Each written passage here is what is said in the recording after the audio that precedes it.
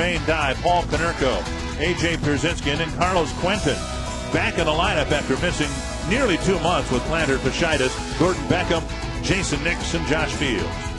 And a scouting report on left-handed starter Glenn Perkins making his 16th start of the year. He's coming off that very short start in Oakland. 1+ innings. He gave up 8 earned runs. You have to be able to put that behind you. He's making his 2nd start against the White Sox this year. And he's had a tough time staying healthy. Saw Dr. Yoakum when the team was in Anaheim.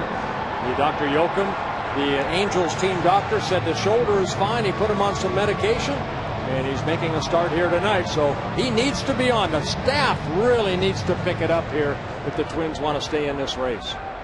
The Twins started that last road trip 4 games back. They finished at 4 games back. That is, given how poorly the Twins played, that says as much about the teams the Twins are chasing as the Twins themselves.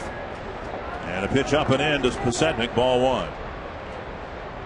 Pasetnik, Ramirez, and Dye to face Perkins here in the first. This guy's been a kind of a spark plug for the White Sox, Scott Pasetnik. Released by the Rockies, signed with the White Sox, ended up coming up from AAA back on May 1st, hitting over 300, a guy that can steal some bases, a guy you want to keep off the base paths. Foul away 1-2, and what we saw of Pasetnik right before the All-Star break, something we had not seen before, from time to time stepping up through the batter's box as the pitch is delivered to take his swing. Don't know what it'll try that here with 2 strikes. Pitch up and in, foul to the screen. Well, he was doing that because he's kind of a slap hitter. What he was working on is something that he worked on in the past that had success, and just slap the ball. Try to utilize the turf or wherever, hit the ball in front of home plate, and then run like he can. 1-2. And chopped foul. And he doesn't run like he used to. He once led the National League in stolen bases back in 2004 with 70. It's Pasetnik, 33 years old. White Sox is second time he's played for the White Sox. He was with them in 2005 to 2007. And poked to left center field. And a collision in center. Gomez span. Somebody caught it, and Gomez is flat on his back. Dave Prumer, the trainer, going out along with manager Ron Gardenhire. Again here at the Dome. The Twins have not been here for a couple weeks. It's the center fielder Gomez. Looked like he got maybe Span's elbow on the forehead. You have to keep your eye on the ball. You have to rely on somebody yelling loud enough so the other person backs away. And right here, Span and Gomez going for the ball. And right there, the elbow of Denard Span ends up going right into the face of Gomez. Well, it's been hit. Balls have been hit out there for. I mean, we've had a lot of close calls in that spot on the field throughout the year, and whether it's a factor or not, you've got 2 center fielders playing, 1 in left, 1 in center, and we've had near collisions in that left center field gap all year long, and now we finally had one. It looks like both players are going to be okay. Whether you're a center fielder or not, the center fielder you want to take charge right there. Both of them, I think, yelling at the same time. And somehow Gomez, after the collision, was able to hold on to that ball. You know, everybody okay. Thankfully, 1 down, and here's Alexi Ramirez.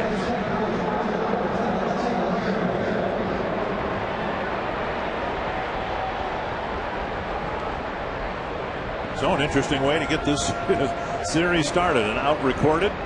1 down, and here's Ramirez. Up and away, ball 1.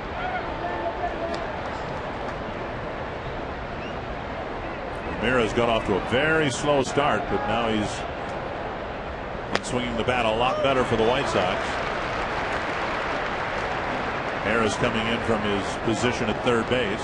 Hey, you want to take the bunt away from him. Somebody that likes that ball out over the plate, likes to extend those arms like that right there.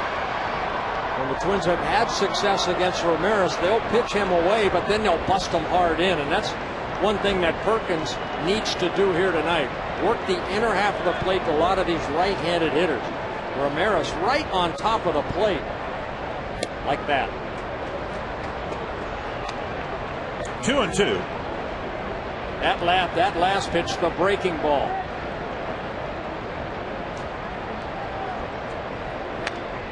That squirted up the line. And Perkins unassisted, 2 down. Northland Ford defense for the Twins. We've already seen Span and Gomez in close proximity in left center, Cuddyer in right. Harris, Punto, Casilla, Morneau around the infield. And Joe Mauer behind the plate on the Northland Ford defense. That ball had a big old cut in it right there. Perkins started walking back toward the mound with it, and home plate umpire Chris Guccione said, no, you can't use that. Here's Jermaine Dye. You can actually see the leather raised from the seams. There's a fastball over the inside corner. I don't know why Perkins would want to use a ball like that. Right off the end of the bat. And a ball sliced to right field from Jermaine Dye, a 2-out single. Yeah, Dye having a very solid year. 22 home runs, 16 doubles, hitting at .285. He's in his 5th season with the White Sox, 14th major league season. Conspicuous by his absence in the Chicago lineup, Jim Thome, who typically would hit 4th.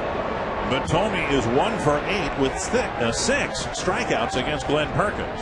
And Thome hitting just .238 against left-handers. Even though he's a threat, I'm sure Ozzie Guillen looked at those numbers, 1 for 8 with the 6 strikeouts, and giving the big man right now some time off. Here's Konerko.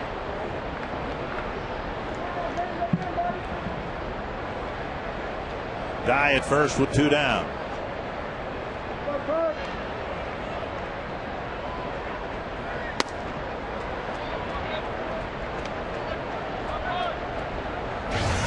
Ball 1. Konerko having a solid year.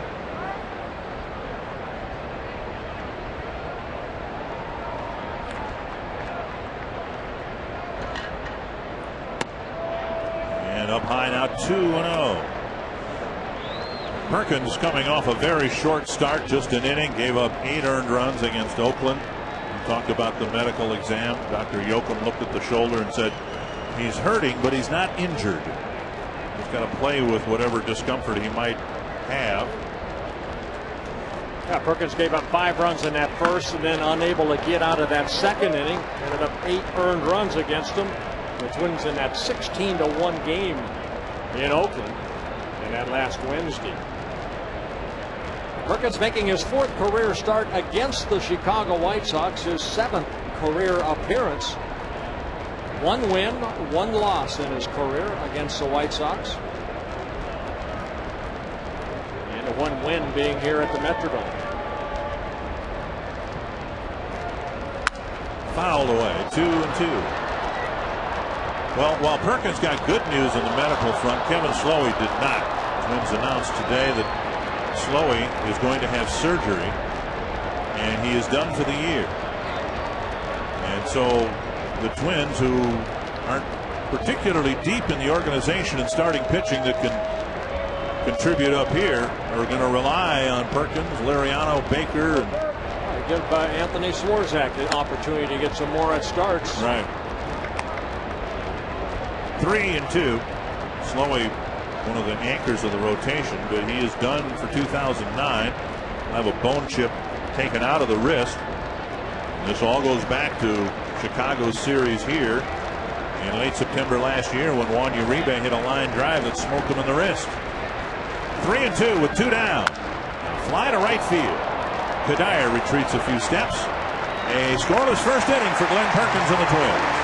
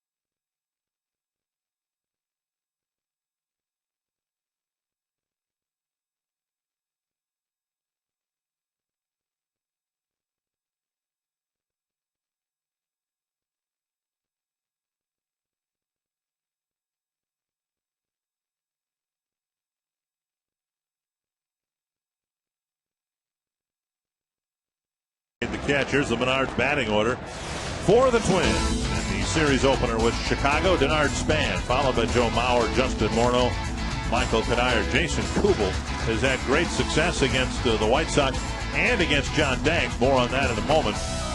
Then Brendan Harris, Carlos Gomez, Nick Punto, and Alexi Casilla. And it will be John Danks on the mound making his 19th start. He missed his last start due to that blister on that index finger, the left index finger, and some circulatory problems in that left index finger. But over his last 7 starts, been very consistent. 4-2 with a 2.53 earned run average. And he wants to throw strikes. The one thing he could not do against the Twins when he faced them here in the series opener right before the All-Star break.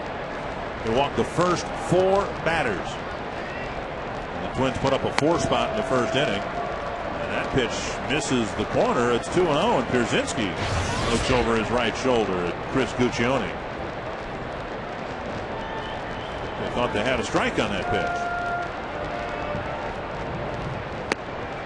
And there's the corner, 2-1. One thing Danks was able to do, even though he walked the first 4 batters, able to get into the 6th inning.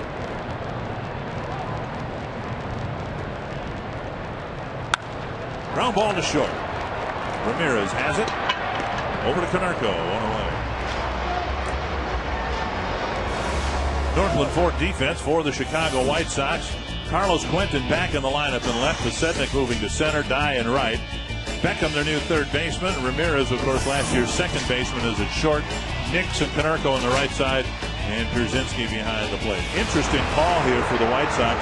Carlos Quentin, who is still dealing with plantar fasciitis. I think Twins fans remember what that did to Shannon Stewart a few years ago, but he gets the start here in left field, even though Jim Thome is not the designated hitter tonight. So I would take that as an encouraging sign that his foot's feeling pretty good.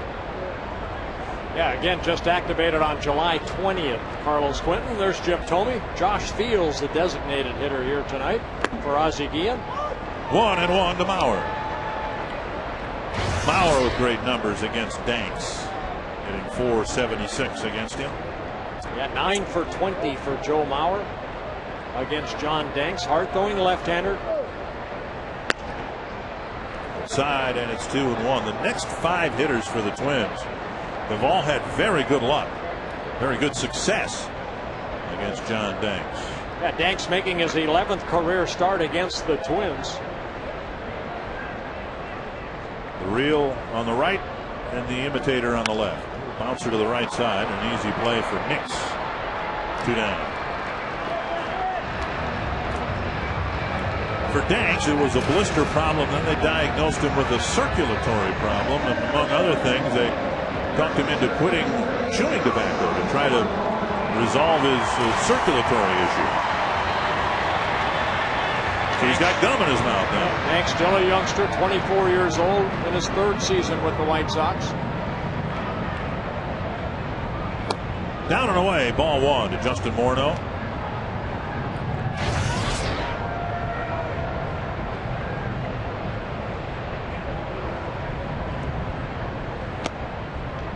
Down and in. While the Twins and White Sox are playing each other, the Tigers are playing down in Texas.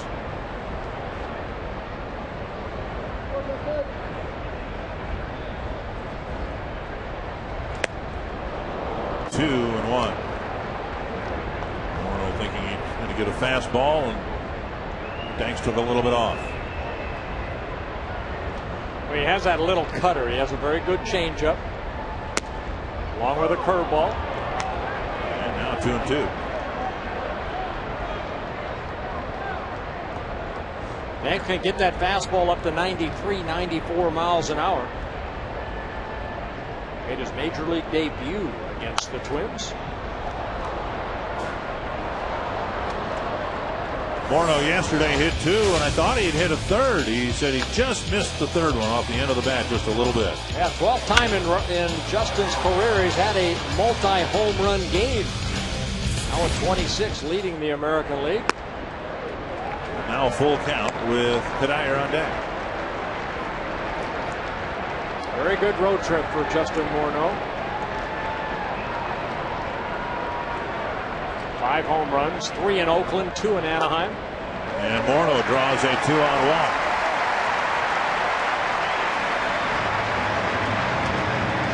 In the game Danks pitched here prior to the All-Star break, he walked Morneau to force in a run. And the Twins got a couple of hits and turned it into a 4-run inning. Cuddyer got one of those hits, and he's 10 for 21 against John Danks. Yeah, Danks will average about 4 walks per 9 innings, but he'll pick up about 7 or 8 on an average strikeouts per 9 in his career. The lineup starts with 3 lefties, and now the first right-handed batter that Danks has to face. Cuddyer takes a fastball over the inside corner.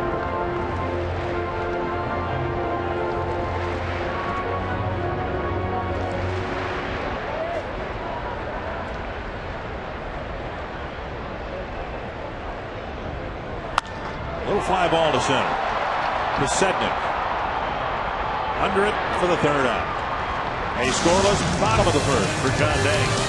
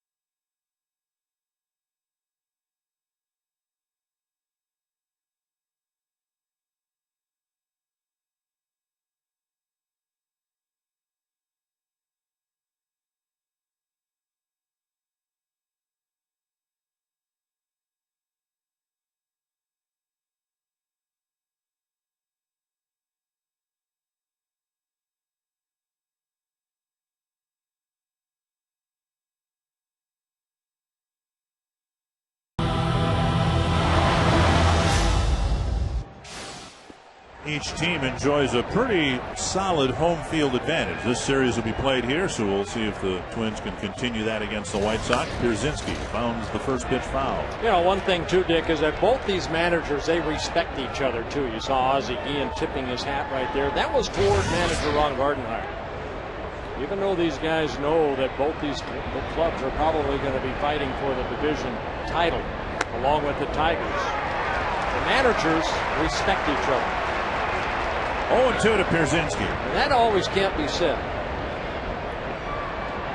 Well, they enjoy sparring good-naturedly with one another. Yep.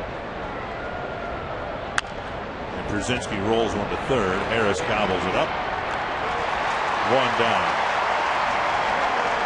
Outside of Minnesota, Ozzie Guillen has always been Minnesota's #1 fan. We all know what kind of ball club Minnesota have. We all know maybe some people don't believe what kind of ball club they have. The people don't believe how good they are. And that's why I think a lot of people take them for granted. We don't. When we play them, they know it's going to be a battle. It's going to be a competition. And I don't care how good they get. We just have to worry about us. Don't worry about them. Ball 1 to Carlos Quentin. Sometimes you can't understand him. I understood everything he said right there. You just get the sense that if he couldn't manage the White Sox, he'd like to manage the Twins. 1-1 to Quentin. Key for the White Sox down the stretch here is if they can keep him on the field and get his productivity back. He has played. He's been mobile, which is nice for the White Sox to see. He's not swung the bat with authority yet since he's come back to the lineup. He was a big plus for them last year, even though he got hurt toward the end of the year. He hit 36 home runs, 100 RBIs last year in 130 games, and he hit 288. That was his first season with the White Sox. Traded over from the Arizona Diamondbacks in the winter of 2007. And foul back.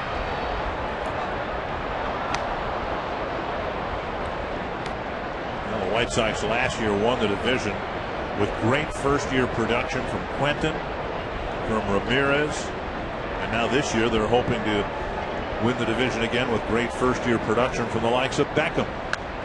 The handle of the bat to the screen. The core, the middle of the Chicago lineup's been pretty constant and stable. Dye, Konerko, Thome, Pierzynski. Well, Quentin at 6'2", he gets into that crouch position at home plate. He hits like a guy that's 5'8", 5'9". Very small strike zone. Liner to left, and Span retreats to catch the line drive. 2 down. Now for a look at tonight's Guess the Stands feature. Who is the upcoming Major League player?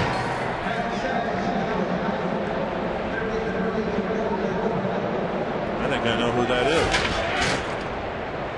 I think he's in the ballpark tonight. Yep. You can text who you think the batting stance guy is imitating to short code 234-234. The answer coming up in tonight's Quest Twins Live. He's in the Twins dugout. That's my guess. Really? I think he's in the other dugout.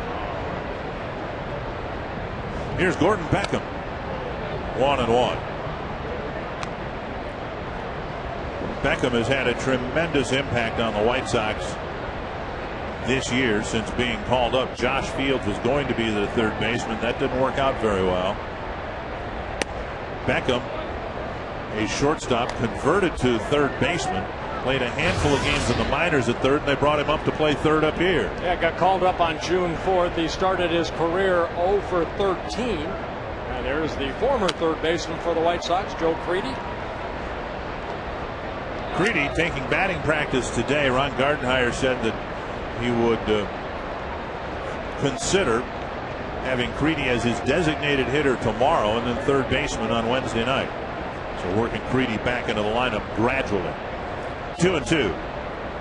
That's hit well to left field. And Beckham with a home run to put the White Sox up 1-0.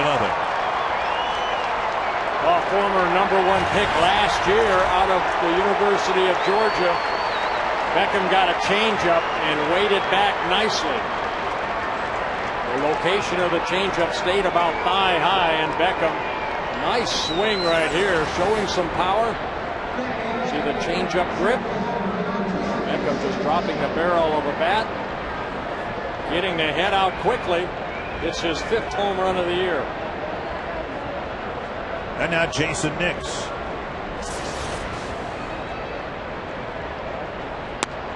And a first pitch strike. Measure the home run at 358 feet.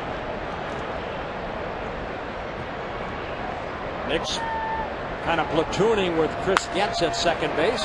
Another pitch up in the strike zone, and Nix gets a base hit. Gomez backhands it and rifles the throw back toward the infield. So another 2-out hit. 3 Chicago hits, and they've all come with 2 out in an inning. That'll bring up Josh Fields.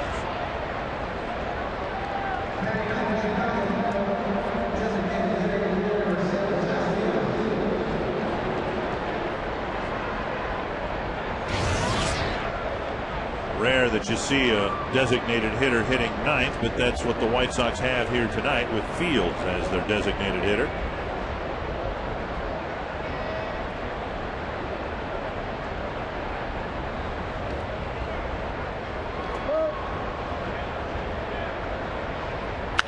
Popped up right field. Cuddyer keeping his head up, finding it, making the catch to end the inning. A Beckham home run. The White Sox have the game's first lead.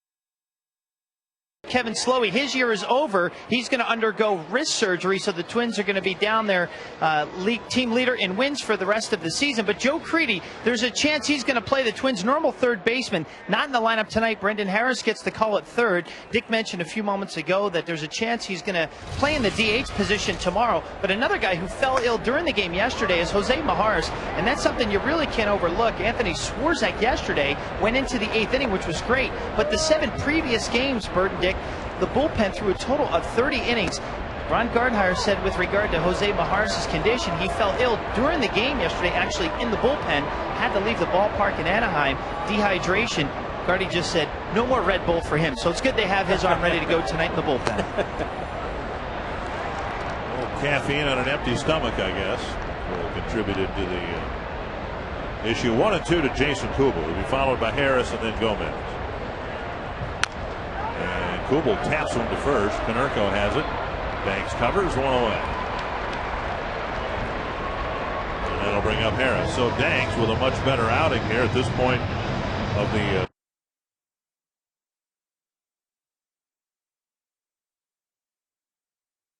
next year. Demand for group outings will be at an all-time high. Groups that purchase a suite or a group of 25 or more during the 2009 season will establish their priority for booking groups in 2010. All 2009 groups of 25 or more get big discounts on game tickets and concessions, so call 800-33-TWINS or visit twinsbaseball.com/groups for information. Counting tonight, 33 indoor games.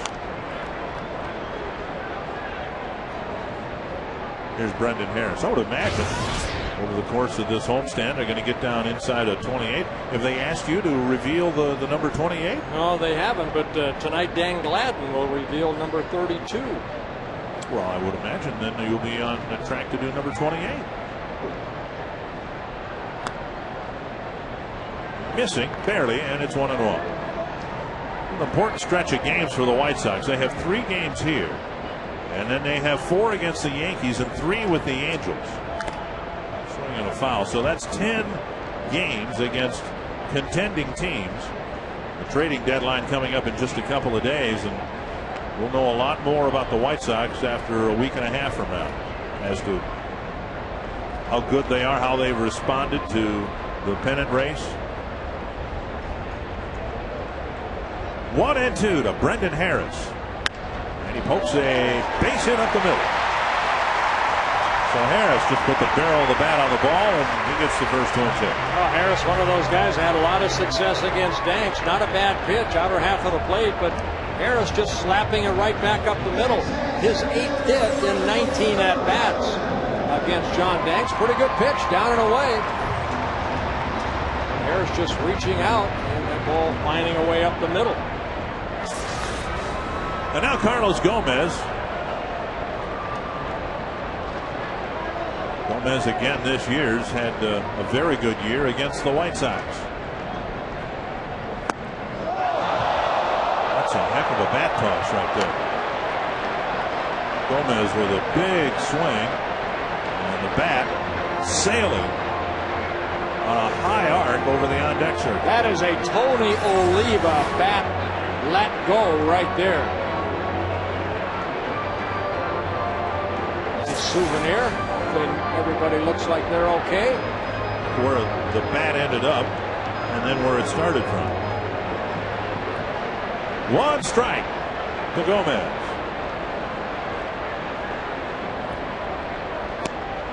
And that ball gets away from Pierzynski. Harris will go to second base. That ball looked like it hit the glove of Pierzynski. Gomez squared around to show bunt. And maybe Pierzynski going out. Take a look right here. The ball down and in, and A.J. turning the glove and hitting off the heel of the glove. Should be a pass ball on A.J., allowing Harris to move from first to second. And that's the call. Pierzynski charged with a pass ball. And it counts 1-1 to Gomez.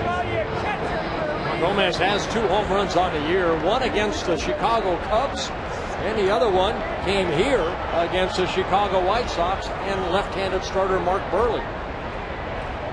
1-1 to Gomez.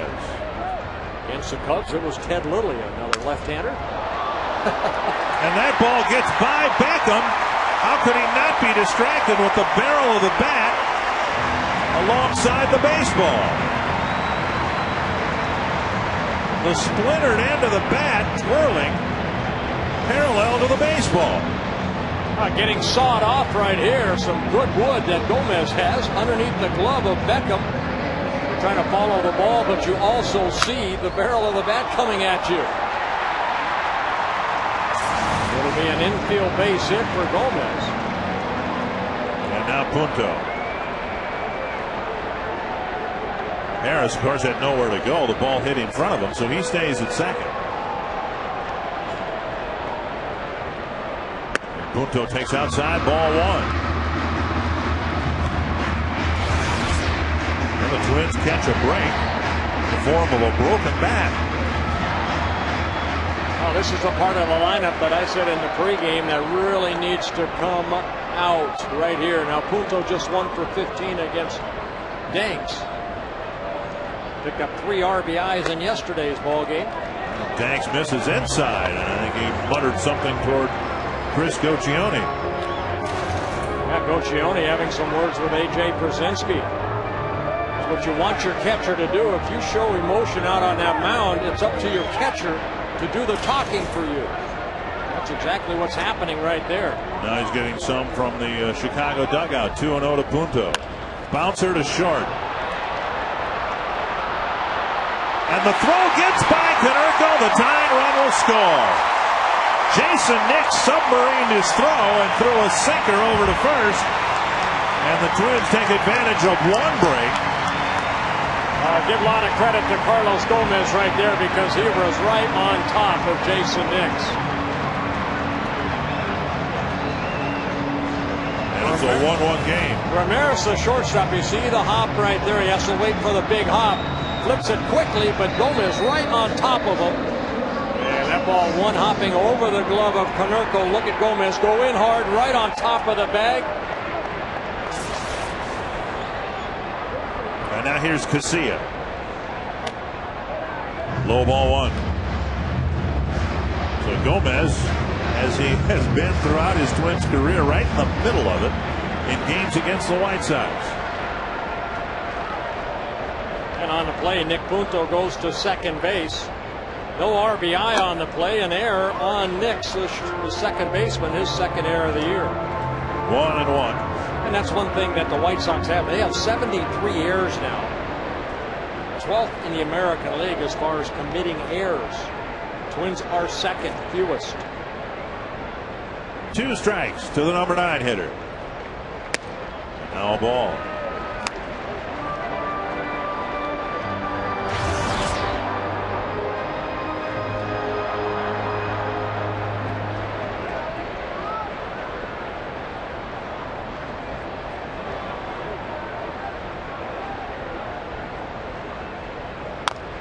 And there's a chopper. Danks fires, and it gets by Konerko. Casilla back to the bag. Punto scores. And the Twins break out the Piranha game, and the White Sox shoot themselves in the foot. Oh, you saw Danks kind of putting his hand on his chest. My fault right there. He threw that ball low to Konerko. And that ball somehow scooted underneath the glove of Konerko. Twins get their second unearned run here this inning. Watch Danks right here, the throw low. And Konerko kind of gingerly went after that ball, and the ball got away. The air charge to Konerko. 2 runs are in. And the only ball to leave the infield was Harris's single up the middle. Now nearly thrown away by Danks. Watch out, Cherry White.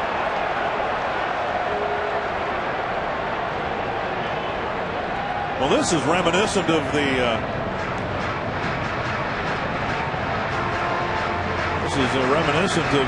the old style Twins White Sox games. The White Sox hit one over the fence, take the lead, and the Twins hit a few choppers, broken bats, and pretty soon they have a 2-1 lead.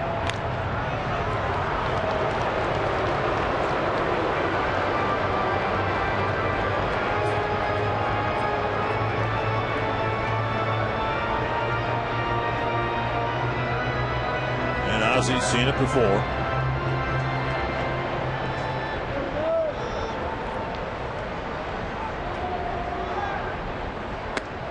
takes a strike. Span has not done much against Danks. Span just 1 for 9 against John Danks. He has walked 5 times against Danks. Poor Span, very good eye at the plate.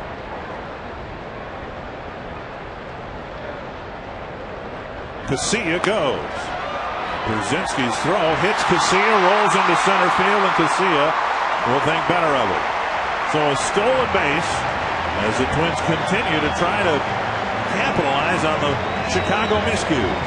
AJ's really had a tough time behind the plate. 7 for 70 in potential base stealers. And right there, that ball kind of two-seam down and away. And Casilla did the right thing because Pasetnik did a great job of charging in on that ball. For Casilla, his 6th stolen base in 6 attempts.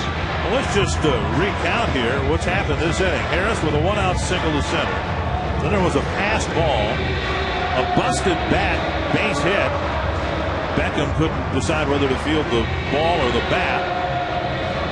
Punto on what could have been a double play ball, but Gomez wiped out Nix, and an errant throw allowed 1 run to score. Danks with a throw to first that Konerko couldn't handle. Now a stolen base. 2 strikes to Span. That's to left, and Quentin there for the catch. Interesting inning for the Twins. They get a couple, have a 2-1 lead.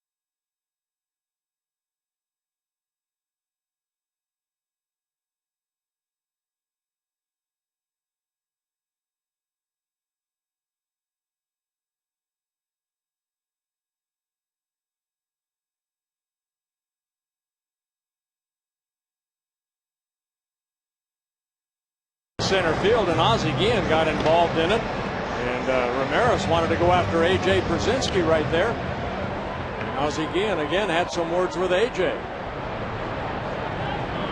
That's not a surprise. Well, Brzezinski kind of set up the whole inning with the pass ball. There's a strike called to Pasetnik. Ramirez and Dye will follow.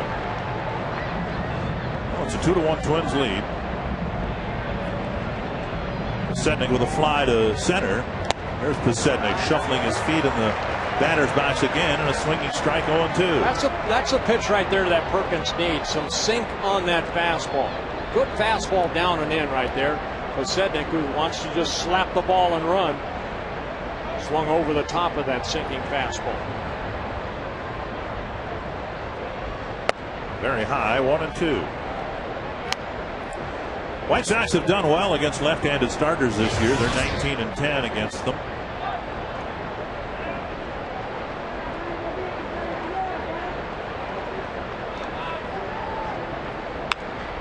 And back to Perkins.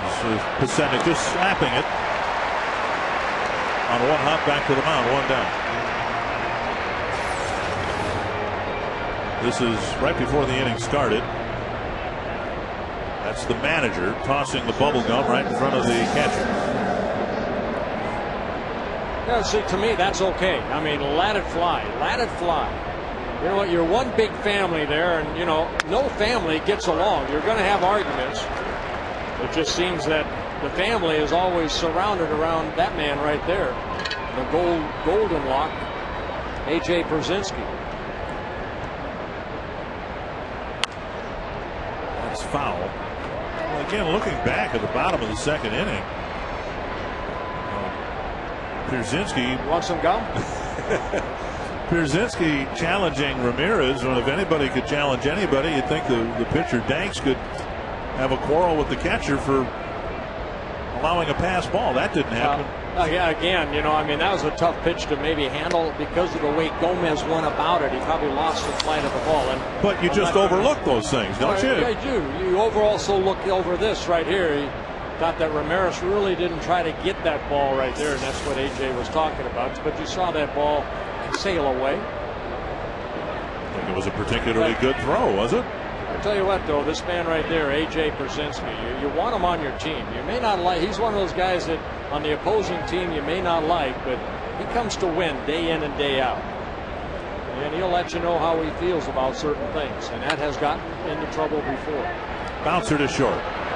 Punto to Morneau. Boy, if ever a pitcher or a team would want to have a nice, tidy, orderly top half of the next inning, it would be the Twins here, with the White Sox giving the Twins a couple of runs in the second inning.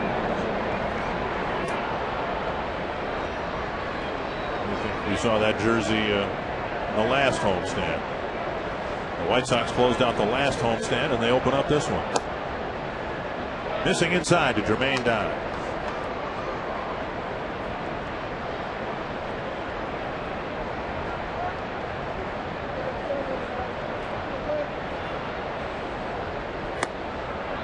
And Perkins just misses down and away 2-0.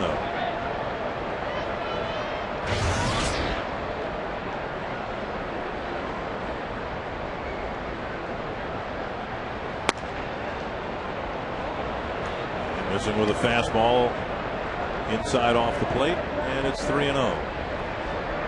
Konerko on deck.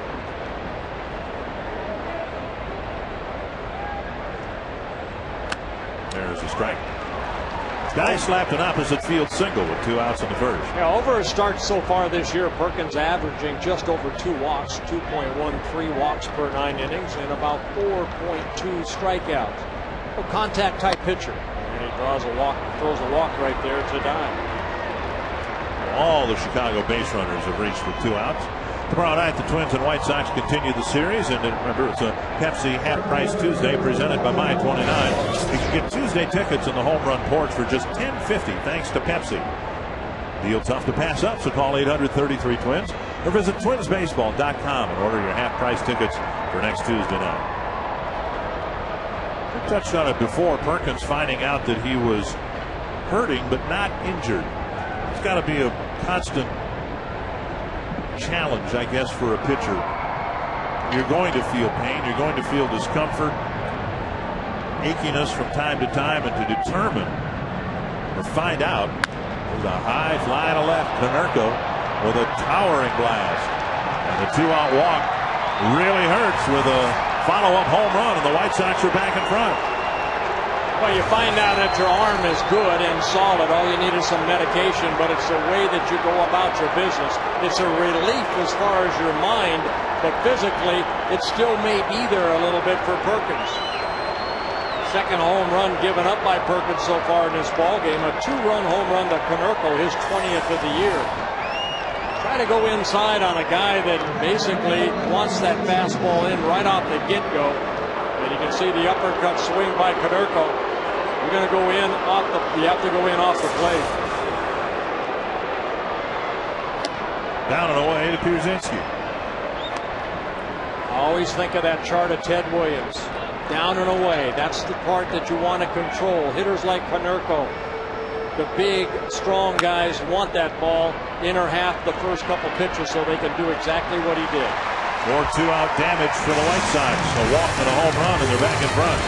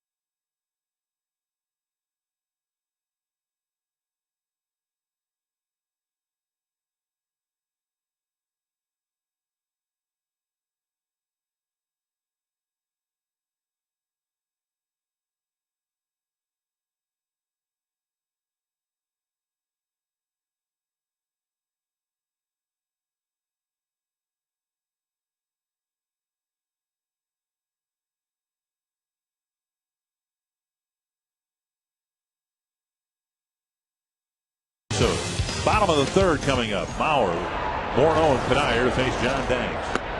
And a first pitch strike.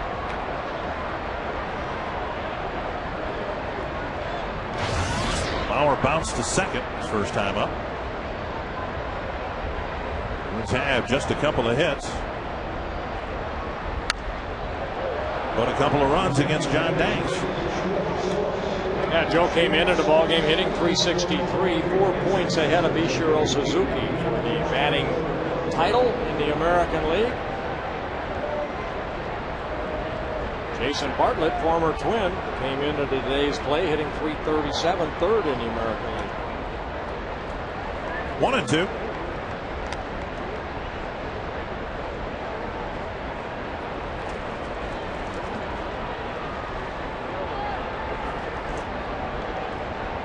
Red Sox will send veteran lefty Mark Burley to the mound tomorrow. Mauer strikes out 1-1. And John Danks picks up his first strikeout. Chrysler key stat. Twins have scored a lot of runs against the American League Central, but there was that 20-1 game against the White Sox that kind of skewed it just a little bit.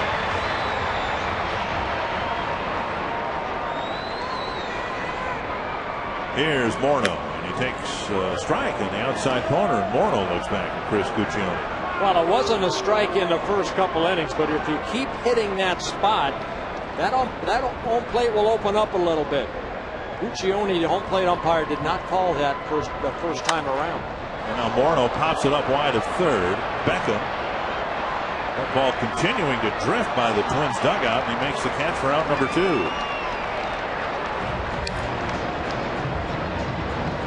Pierzynski with some words for the Twins dugout. They have some words for him, I'm sure. 2 down. A nice concentration right there by the young Gordon Beckham. Coming over, keeping his eye on the ball. Again, you cannot take your eye off the ball. It knows exactly where he's at. Makes a nice catch. Here's Cuddyer.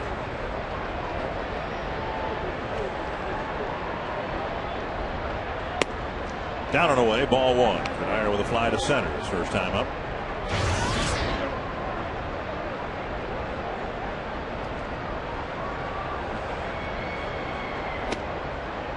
Two and 0.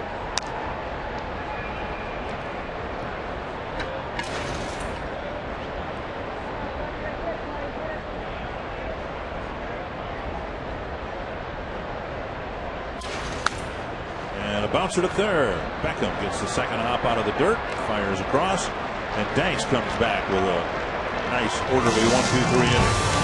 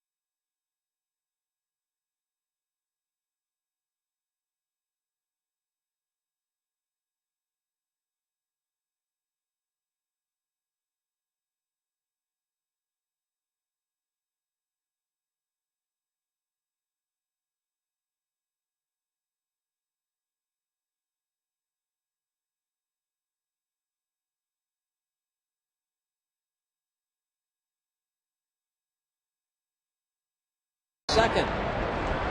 It'll be Quentin, Beckham, and Nix facing Perkins here in the Chicago fourth. High fly, deep center field. Gomez back. Short of the track, hauls it in. One pitch, one out.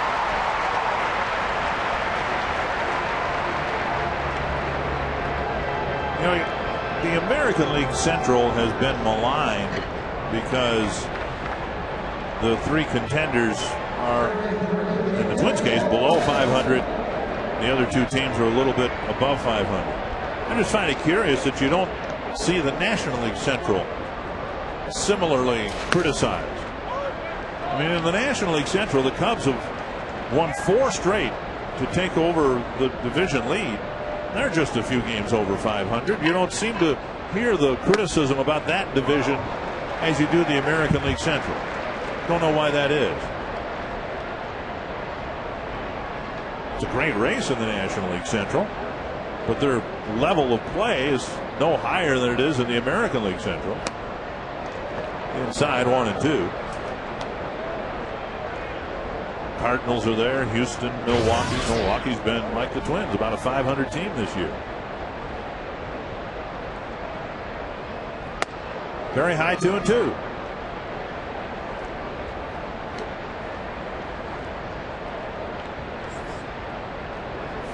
Beckham lined a home run for the first run of the game with 2 outs in the second.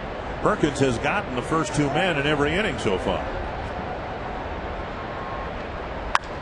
That's hit to center. He should get Beckham. 2 down. Aflac trivia question here in the fourth. Aflac. Was the Aflac duck ever glad to be home? When was the last time an American League team had all 3 Triple Crown leaders at the end of the season, meaning the batting champion, the home run champion, and the RBI champion? Right now the Twins are in that position with Mauer and Morneau.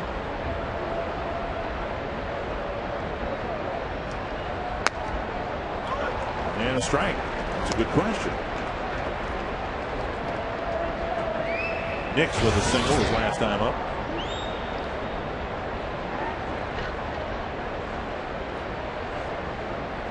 I'm going to go out on a limb and say it was 1966 when Frank Robinson won the last real Triple Crown. I'm going to say it was the Texas Rangers. Okay. The question is when. So I don't know the exact year. But who are you thinking won the 3? Alex Rodriguez. Rodriguez won the home run and the RBI, and I believe Michael Young won the batting. Ooh, I like that. Might be right. A sharp single to center for Nix. He's got another 2-out hit, and the White Sox do their best hitting with the 2 outs against Glenn Perkins here tonight. Every base runner they've had, the 5 hits and the walk, have all come with 2 outs in an inning. Yeah, Nixon, his first season with the White Sox, he has some speed at first base. Perkins pretty good at holding on runners. Nix last year with the Colorado Rockies. Fields with a fly ball to Cuddyer his first time up. Just to clarify my answer,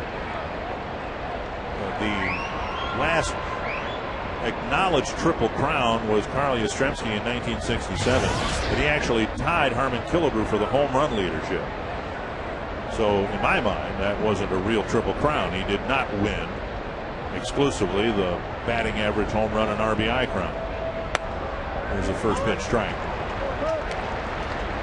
The year before, Frank Robinson did win all 3 categories for the Orioles.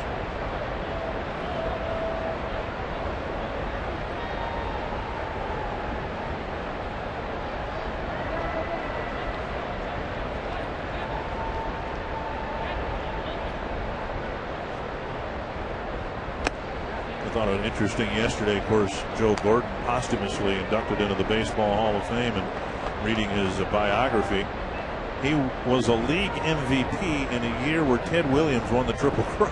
Yeah. How good a year must he have had, and what a great player he must have been. 1-1 to Fields.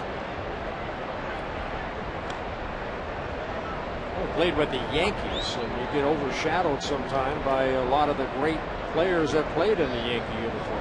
I'm assuming, though, that the Triple Crown, that's a statistical achievement.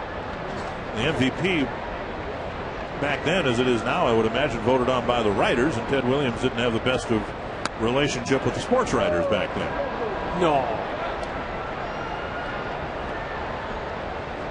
Unbelievable. Somebody would have a tough time with sports writers. That's a pretty good pitch right there. That's a strike right there.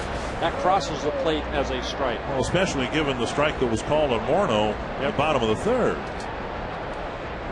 2-1.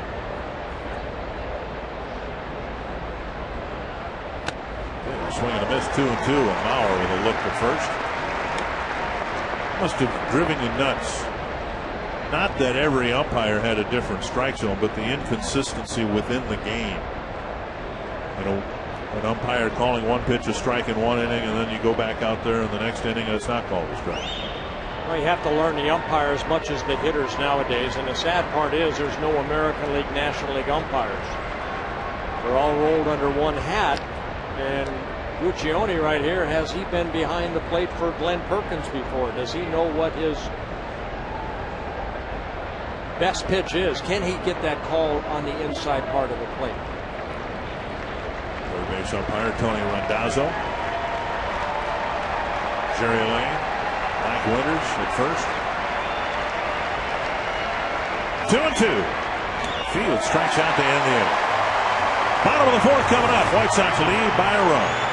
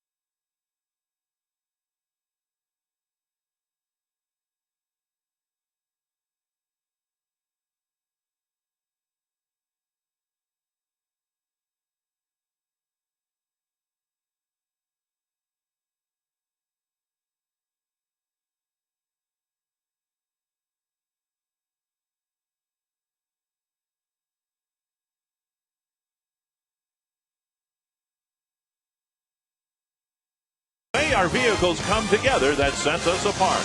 Chrysler. John Danks has just delivered a fastball off the plate. Ball one to Jason Kubel. It'll be Kubel, Harris, and Gomez for the Twins here in the fourth. Danks working quickly.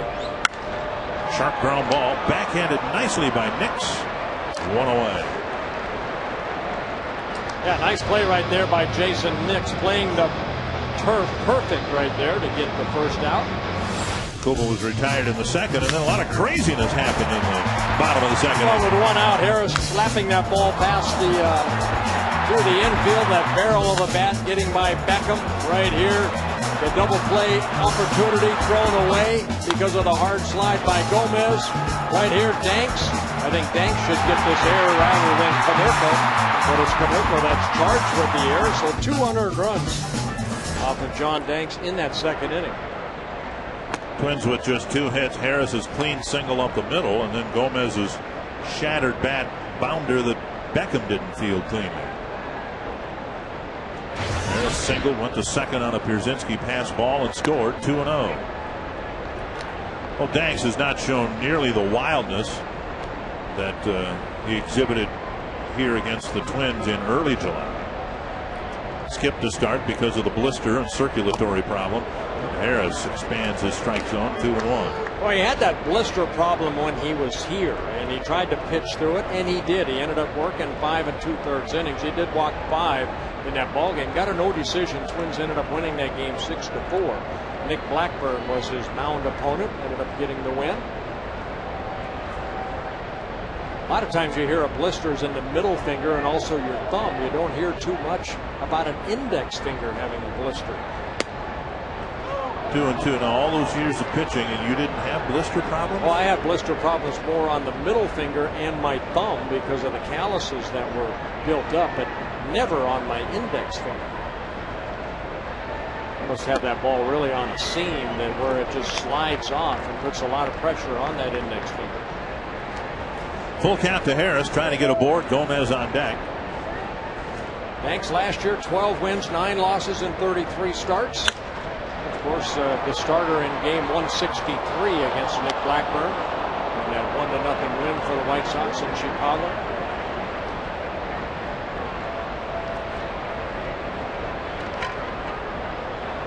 Another 3-2.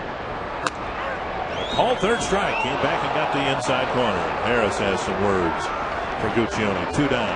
Danks picks up his second strikeout. Remember, Harris got that base hit away, and not a bad pitch. That had plenty of the plate right there for his second strikeout. Ask us a question online at carsoup.com/. Sorry, we'll do Aflac here. Aflac. Last time an American League team had all 3 Triple Crown leaders. I say Texas. And I say Baltimore. Oh, Boston. Wow. Hall of Famers leading those categories. 1-1. Might have a few, couple of Hall of Famers in that picture by when it's all said and done. Half swing, they'll appeal. No swing, and it's 2-1. Mike Winters, the first base umpire, saying that Gomez held up.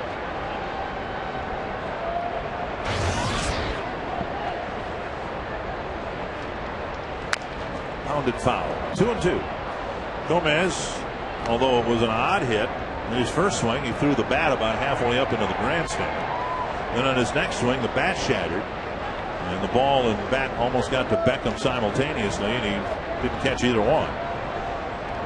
Went for a base hit.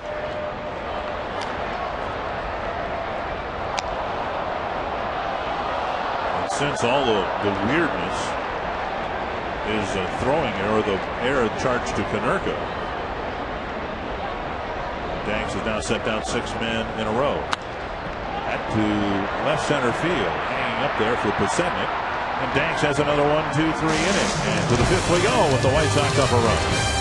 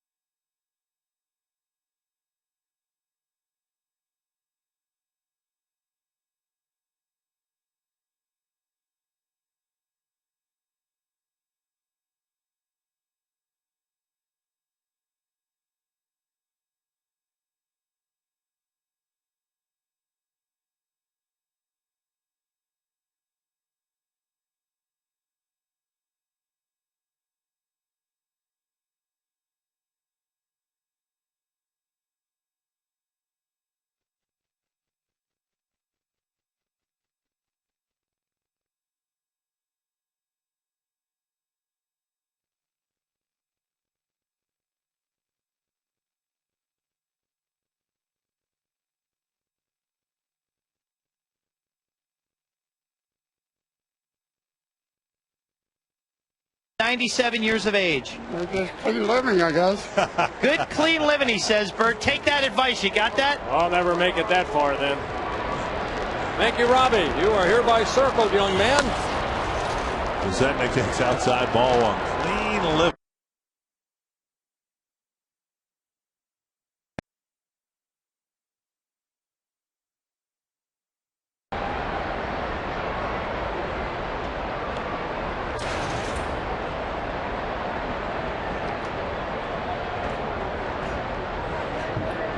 Added to the Twins garage sale at the end of the year. Ryan Hanks doing a good job getting that beach ball off the playing field. Fouled away, 1-1. Besednik with a fly to center, and then he pushed a one-hopper back to the mound, which retired in the third. Perkins trying to even his mark at 6-6. And now 1-2. Yeah, we were talking last inning where Perkins out there about Chris Guccione behind the home plate. And Perkins last year made 26 starts. He saw 22 different umpires. So far this year, Perkins is making his 16th start. He has seen 15 different home plate umpires, and none of them for the first time. This is Chris Guccione's first time that he has been behind the plate with Perkins on the mound. Back in your first stint with the Twins, you probably had Russ Getz 3-4 times a year, right? Yeah, you did. You knew you had Larry Barnett, you had Ken Kaiser, you knew what they were going to give you. Students with valid ID can get into Wednesday night's game for just $4. Last game of the series here, and it's Rasmussen College Student Night presented by B96, and there's no cheaper ticket in town. A liner to Harris, a nice play for out number 2. Good reaction right there by Brendan Harris. The Rasmussen College Student Night tickets must be purchased at the Dome. Call 833-TWINS. They call it the hot corner right here. Harris just behind the bag right there.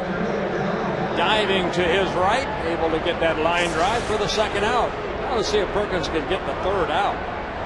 Was a problem in the first, second, third, and fourth inning. Twice Dye has reached after the first 2 men were retired. Once with a single, once with a walk. The walk really hurt because on the next pitch, Konerko skyrocketed a 2-run homer.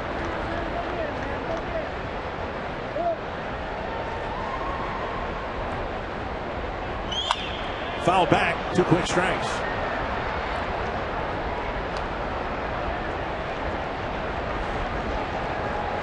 Perkins making his 16th start, his 42nd career start. 17 wins, 10 losses in his career.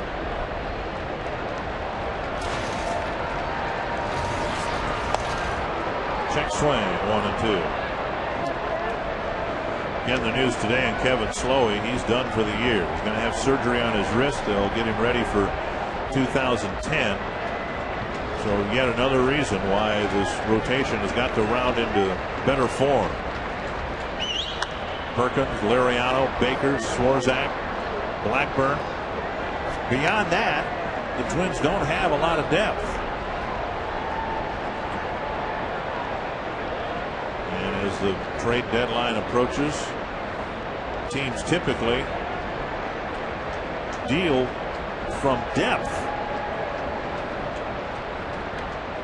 Deal from excess to fill a void. Swing and a miss, and a better inning, better conclusion to the inning for Perkins as he has a 1-2-3 fifth.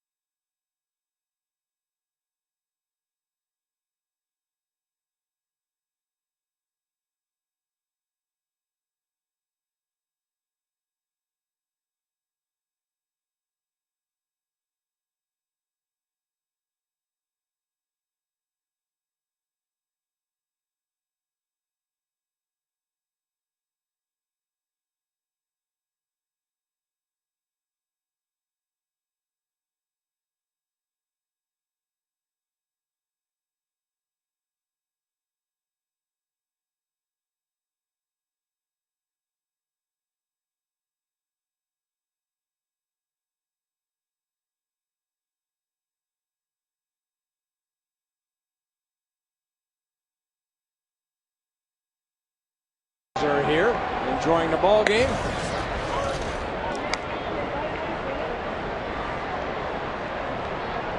Nick Punto leading off the fifth. Be followed by Casilla and Span trying to get something going against Danks. And it's 0-2. Danks. That wasn't his fault so much, but just some weird things happened in the second inning. Twins got a couple of unearned runs and haven't had a base runner since. He's retired 7 straight, Twins. And Punto shoots one to right. Dye plays it on a hop. So an 0-2 pitch. And Punto spanks it to right. John Danks just shakes his head. And the leadoff man's out here in the fifth. Well, he knew he left a pitch up right there, and Punto just slapping it the other way gets the 3rd hit for the Twins. He's ahead in the count. And Punto, good hitting right there with that pitch up in the strike zone, going with it. You'd think, at least a lot of people would think that Casilla would be bunting here. We'll see what happens. Trying to get the tying run into scoring position.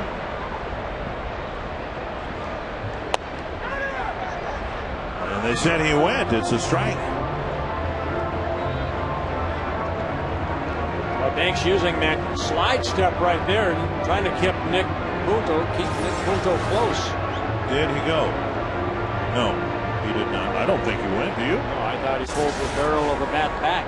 Yet Guccione had to look through the catcher to see the angle of the bat.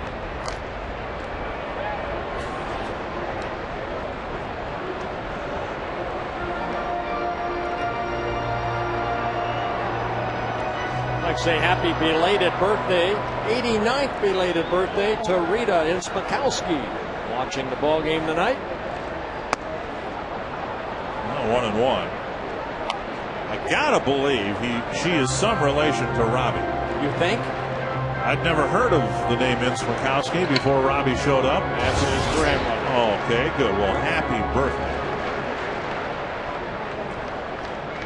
This is one of those situations where the Twins need to execute. And Casilla takes a close pitch for ball 2. Now with every infield mover, every infielder moving right there, maybe an opportunity for Casilla to swing away. Scotty Alger going through some signs right there. Might be a fastball situation. Nick Punto, good speed at first base, 8 stolen bases in 9 attempts. And Punto frozen for a second, but he dives back. And Casilla kind of squared around to show that he was going to bunt. Now, he didn't do it really until Danks threw to first. We'll get the option right here. Let Casilla swing away, maybe a hit and run. A lot of different options for Ron Gardenhire right here. Danks does not want to walk Casilla, so it'll probably be a fastball. And they've got him picked off. Have to make sure he throws home. So Punto picked off for the first out of the inning. Boy, little mistakes like that sometimes can really hurt. You have to make sure that Danks throws home. Nick Punto trying to take off too early, and he gets thrown out. And now Casilla's up there with a 2-1 count. 3-1.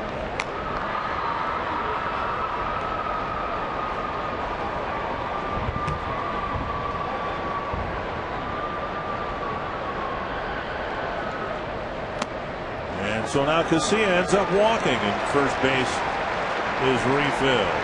For a Dodge game break, let's go to Robbie and Smokowski. Dick, thank you very much. For that game break, we take you to Arlington, Texas. Curtis Granderson hit a solo home run in the first inning for the Detroit Tigers to take the 1-0 lead. But Nelson Cruz answered in the bottom of the 5th inning with a home run of his own. We are currently tied at 1 in Arlington in the top of the 6th inning. So while the 2nd and 3rd place teams in the American League Central battle it out here at the Dome, they're battling in the heat in Texas. A look at the American League Central standings. The White Sox started their series this past weekend tied with the Tigers, but Detroit took 3 out of 4. Span takes a strike.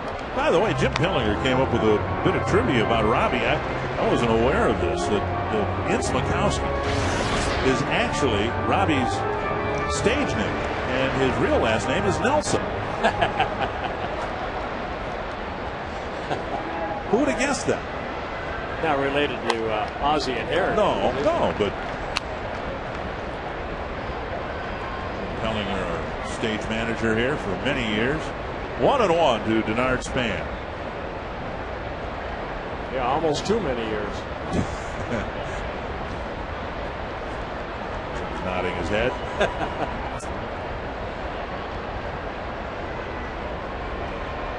1-1 to Span. Just need to get something out of this rough start to the inning for Danks. He had Punto 0-2, then gave up the line drive single, picked Punto off, and then walked Casilla. Well, Casilla stole a base in the second inning off of Danks.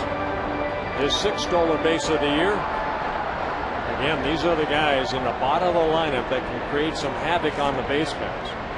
Punto getting picked off. Casilla wanting to make sure he does not do the same. Slide step and a pitch over the outside corner, 1-2. That's one thing now, even in his last start here, Danks, we talked about that, how quick he is home.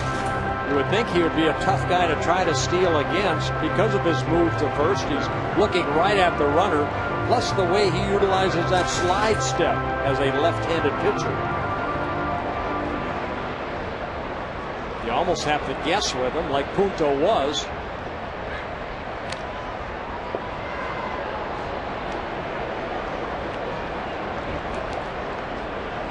As we move along here, and Danks with a good pitch count of 72, but the only left-hander in the Chicago bullpen, Matt Thornton, is not here.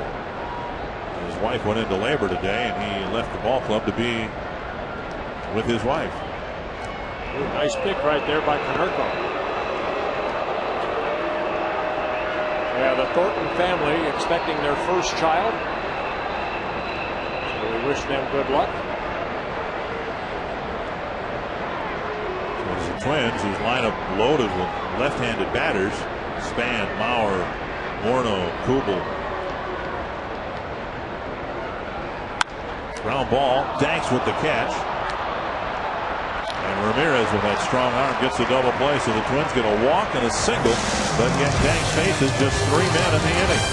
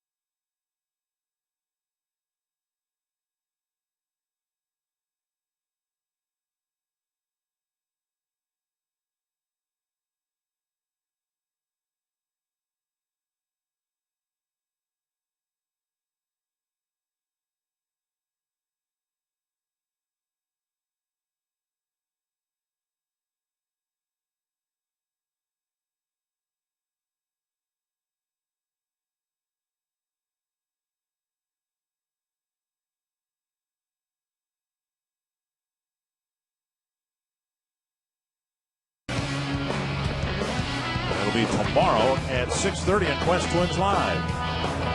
Interesting battle at first base. Got an MVP and Justin Morneau there, and everybody's World Series hero Kent Hrbek. So as the Twins prepare to close the doors here at the Metrodome, it'll be a fun show tomorrow. Interesting team assembled, the all Metrodome team. Here's Konerko to lead off the sixth. See how they start him right here. Mauer starting away. That's what you want to do with Konerko. In his last at bat, he jumped on that first fastball middle in. Hit a towering deep fly to left, a 2-run home run that turned the score from 2-1 to 3-2, and that's where we're at. Breaking ball. Strike two. Maybe time to talk a little bit more about Perkins' dilemma, feeling some discomfort in his shoulder, but getting the clearance that physically everyth's fine. If he feels the discomfort, he's just got to pitch through it. Well, there's some medication too, that they put him on that'll relieve some of that irritation. Again, it becomes more on the mind part than the physical part. Especially when you're told by a guy like Dr. Yoakum that is so highly respected in that field. 1-2 to Konerko.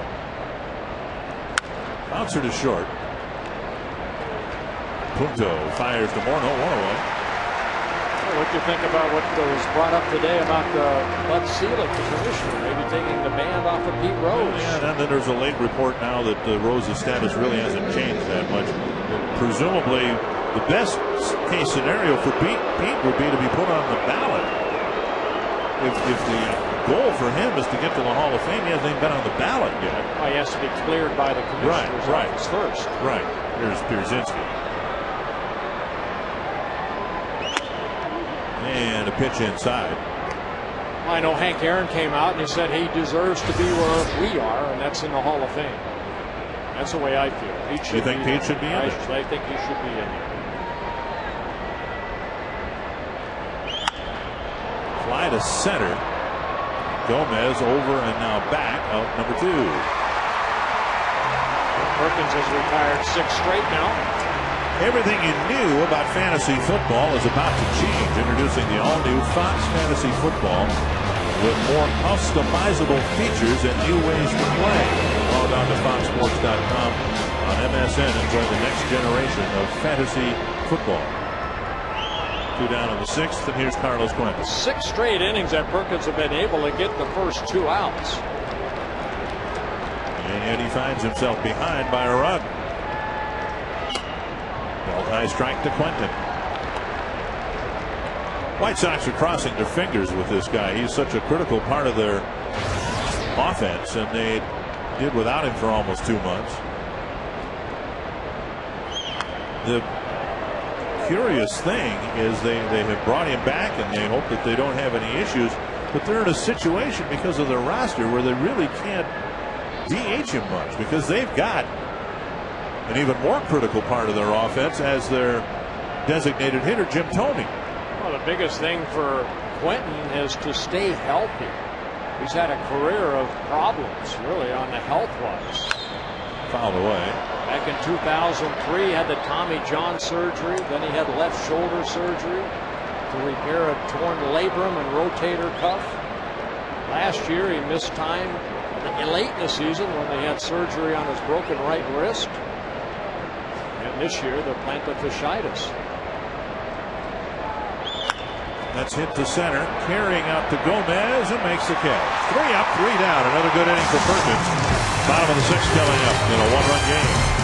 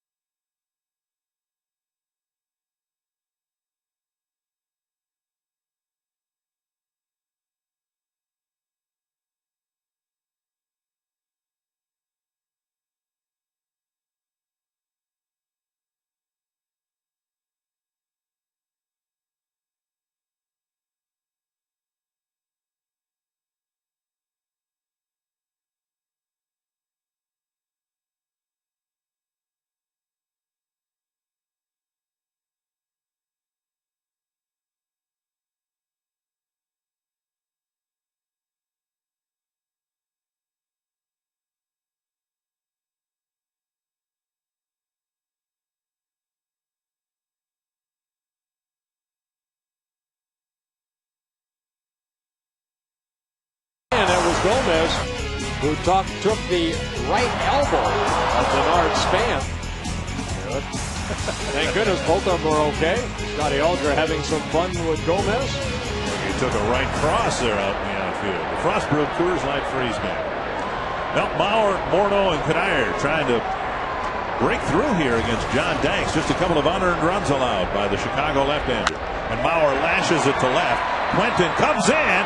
I think he lost sight of it for a while, but he found it right before it stuck in his chest. That's one thing we have seen at the Metrodome here. That line drive, just like that, left field and right field, really can scare outfielders. You see the bright lights right there. I'm sure that ball got right into the lights. Joe hitting it sharply on the first pitch, and Quentin comes in and finds it right at the last second. And now Morneau takes a strike on the outside corner.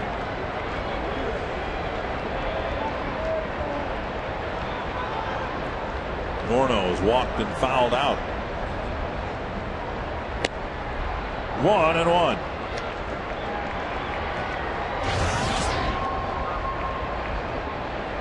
A walk to Morneau, the one of 2 walks issued by Danks here tonight. 2-1.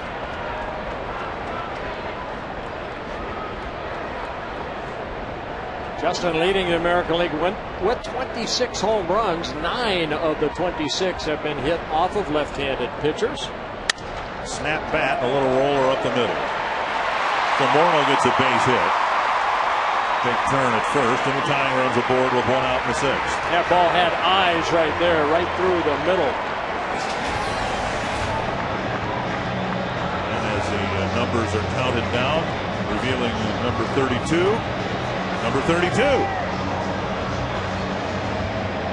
Nice job, Dan Glad. Now what happens to the second 3? Dan gets to take it home.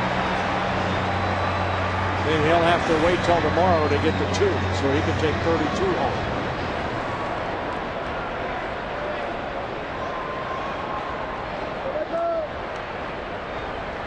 I guess that's the sound of sprinklers. They haven't had to use sprinklers here at the Metrodome. There have been times when the field has been wet, when they've had leaks in the ceiling. 1-0 to Cuddyer. He's trying to turn the game around here in the bottom of the 6th. And that just might do the trick. A fly to deep center. Gone! A home run!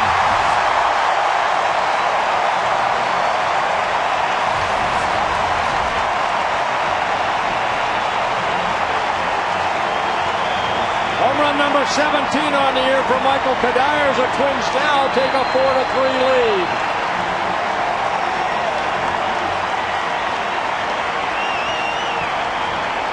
Cuddyer hitting his second season home run against John Danks. He hit one in Chicago back in May. Got a fastball. And the strength of Michael Cuddyer, straightaway center, little left center. Puts the Twins up by 1. Kubel takes outside, ball 1. The Twins will play with the lead once again. Again, now the Twins with 112 home runs, more than they hit all of last year. Most of Kubel's bat ended up at the feet of Nix. Danks, who gave up 2 unearned runs in the second, has given up a couple earned ones here in the 6th. 13th home run allowed by John Danks. His 8th to a right-handed batter.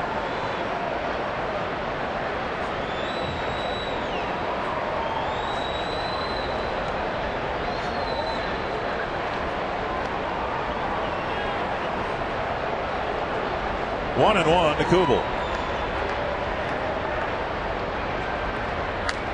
Swing a foul, 1-2.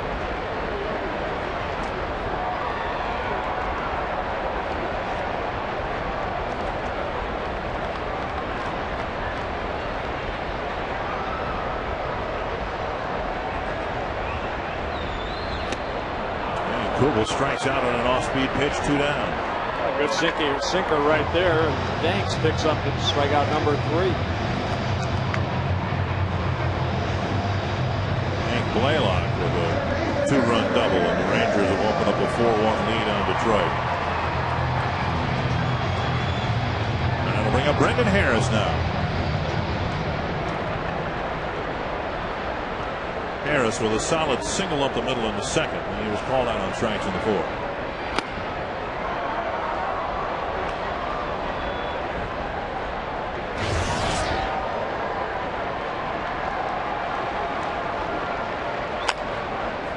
It's off his foot.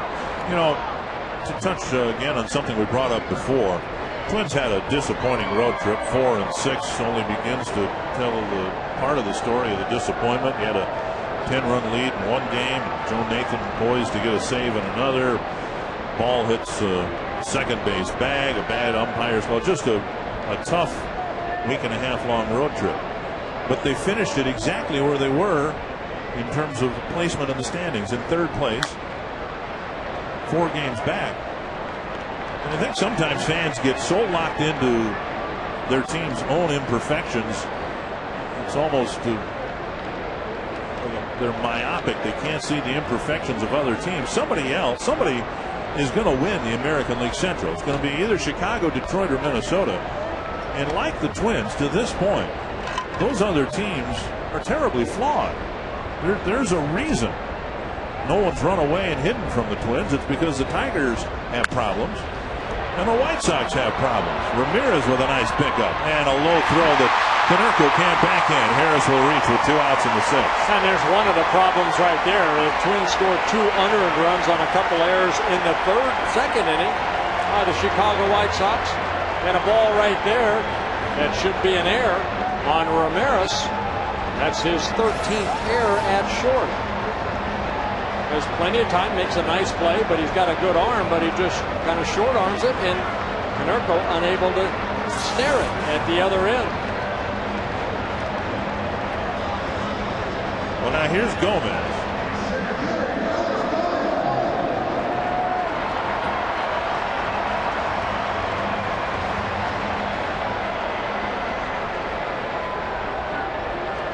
Gomez with the infield hit in the second, and a fly ball to center in the fourth.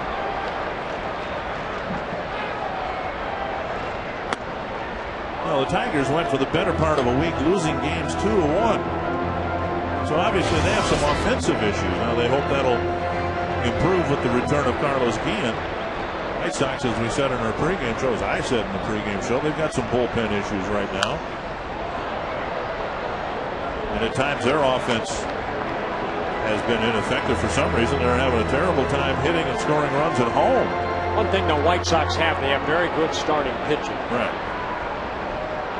Their pitching is 4th in the American League as far as combined ERA between the starters and the relievers.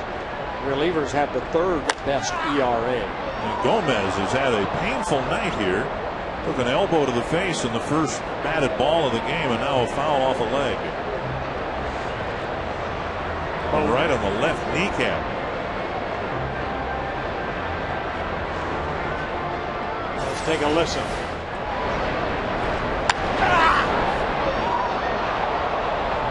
And you chuckle at that.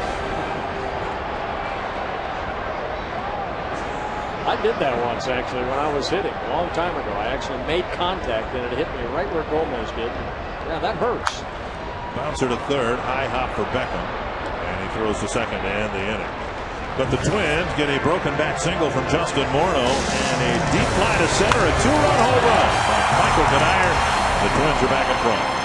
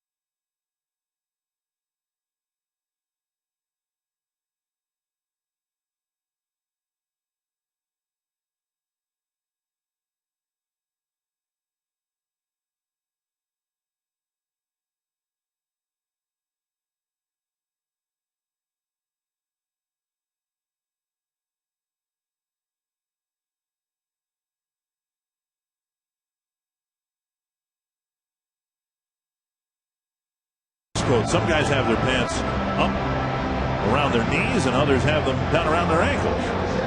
Not really. I mean, you could see it. A lot of guys like Brendan Harris right there. They used to. I mean, I know when I first came up in 1970, I had TC on our stirrups, and we had to show. That was a team policy, though, right? That was just. Yeah, but most teams at that time, you had to show some type of stirrup. Right. Now there's no more things called a stirrup anymore. They're just socks. Gordon Beckham will lead things off in the 7th. Then he takes outside ball 1. Trying to think of the pitcher that we saw not too long ago that actually had the stirrups. Well, R.A. Dickey for us. Does he have stirrups? Had stirrups out there one day. Terry Mulholland a few years ago. Here's a liner to center, and Beckham has his second hit. A leadoff single here in the 7th. Well, Perkins had retired 7 straight. And for the first time, a leadoff hitter able to get on against Glenn Perkins, given that 1-run lead. And it'll bring up Nix, who's gotten 2 hits already against Perkins. Yeah, some bullpen action. Perkins with 90 pitches in the ball game. Good to see Jose Majares up and throwing instead of the other way around. Had some health issues yesterday in the bullpen. Bobby Kemple, the right-hander.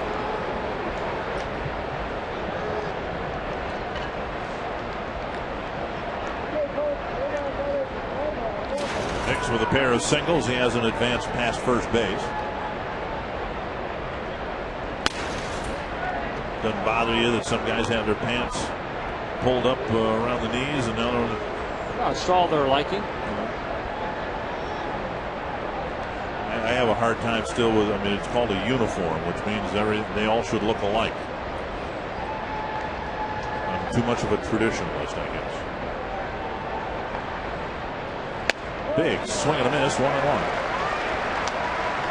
The Twins are probably one of the first teams to have that. Puckett many times would pull his pant legs up around his knees. Oh, Doug Mientkiewicz, I remember Doug always showed his socks. 1-1 to Nix. See if he can hit a ground ball at Brendan Harris.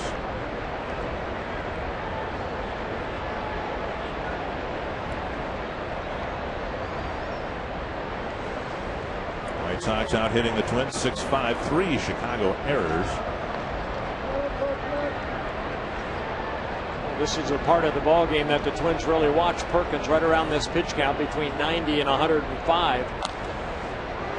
Most pitches Perkins has thrown in a ball game, 107, and that came way back in April. 2 starts ago in Texas, where he won his 5th game of the year, beat the Rangers 5-3. He worked only 5 innings, threw 102 pitches in those 5 innings.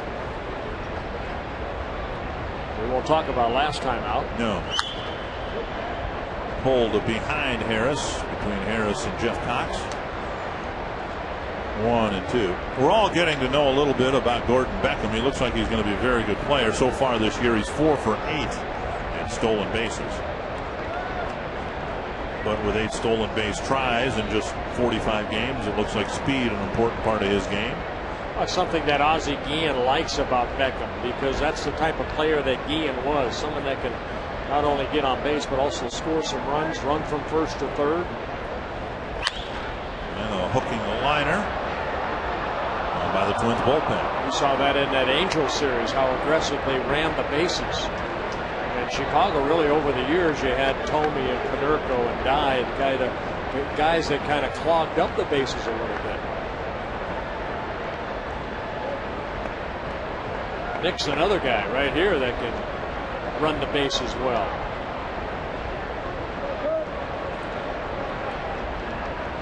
One and 2. Perkins needs a double play right here.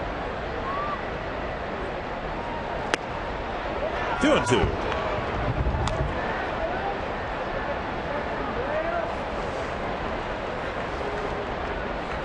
Perkins had 10 double plays turned behind him so far, making his 16th start.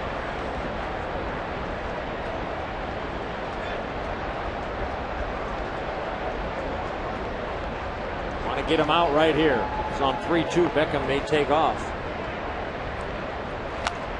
Foul back. Just beneath us.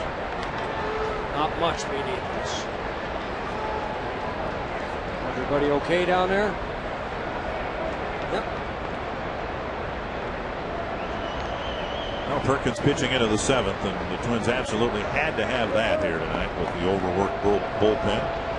Now trying to pitch through the 7th. He was 96th pitch of the night. Got him looking. One away.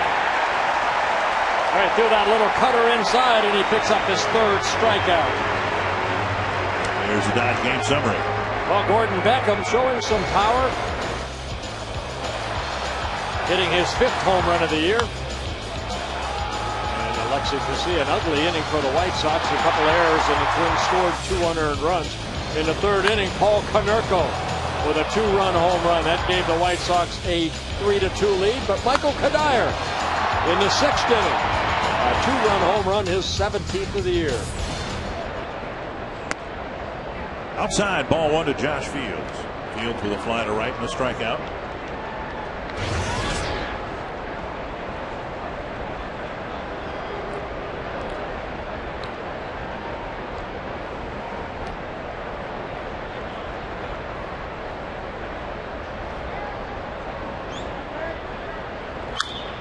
And a foul. This would be a better guy to hit into a double play. To end the inning? Yes. Yeah. Doesn't run as quick as Nix. Just 4 double plays so far for Fields. Yeah.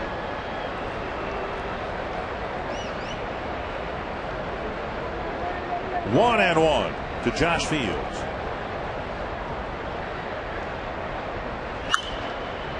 Morneau to chase it. But he can't chase it down. 1 and 2.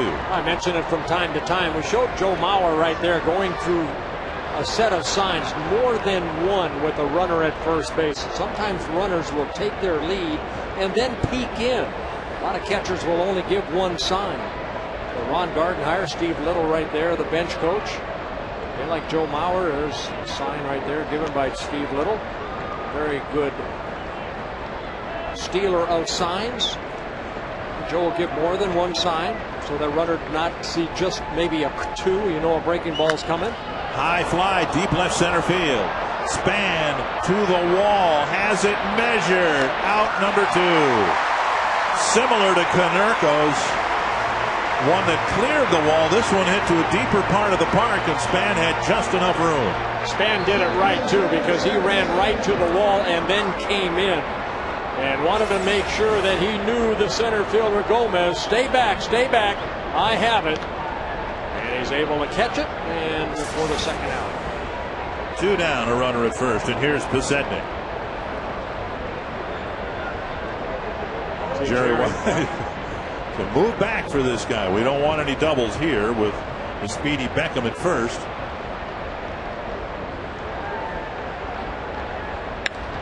Softly hit. Blocked by Casilla. Flips. Got him! Help him up there, Poto. He got the job done, and so did Glenn Perkins with 7 innings here tonight. He comes off the mound with a 1-run lead.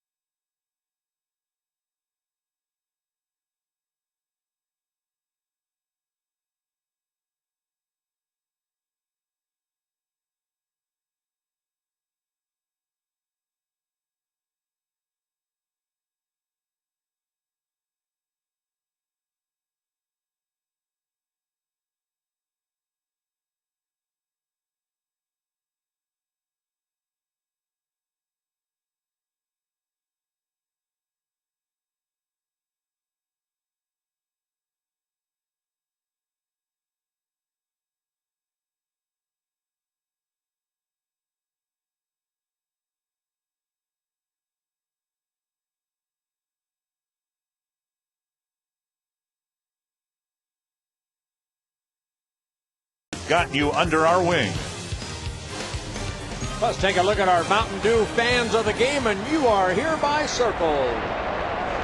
As again, nicknaming the Twins a couple years ago, the Piranhas. About the only guy left from that squad of speedy players and base runners. Nick Punto leading off the 7th. You know, the White Sox made an interesting decision. The decision was interesting. The reasoning was even more interesting. They decided, at least publicly, they said that they would go with Bartolo Colon instead of Jose Contreras in the series finale here on Wednesday, because they feel Colon could control. Punto with a drive to center, to Sednick with the catch one away. The Colon would be able to control the Twins' running game better than Jose Contreras, and the quote from Ozzie Guillen, something to the effect that the Twins would run crazy on Contreras. Well, then they're going to save Contreras to pitch to the Yankees. And coming into play today, the Yankees had 68 stolen bases and the Twins had just 50. So go figure. One strike. White Sox right now with 6 starters, adding Colon. And they also said they were moving Clayton Richard into the rotation or into the bullpen. Boy, if they do that, the Twins would send him a thank you card. Yeah, they want Richard to stay in the rotation. Had a big win for him yesterday against the Tigers. Almost a must win. Did not want to get swept by the Tigers. And before that, an equally dominating performance against the Devil Rays. So he's pitched the Rays? Excuse me. That's a dollar. Yeah, all right. Casilla with a ground ball, backhanded by Nix. Danks has 2 outs here in the 7th. Twins want your help in creating a great game experience at Target Field. You can log on to twinsbaseball.com/survey and complete the questionnaire. It's simple, and everybody who participates will have a chance to win Twins tickets and autographed items from your favorite Twins players. You can offer up your opinion by visiting twinsbaseball.com/survey. 2 down in the 7th. Here's Span, hitless in the ball game.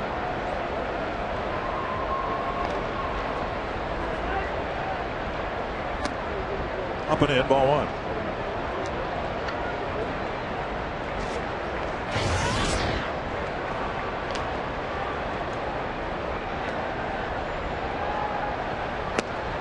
At the knees, 1-1. Span slaps the barrel of his bat. Chris Guccione didn't appreciate that. He's shaking his head. I think he's heard it from both sides, the White Sox and the Twins, about the inconsistency of his strike zone here tonight. Danks with 101 pitches thrown. 2-1.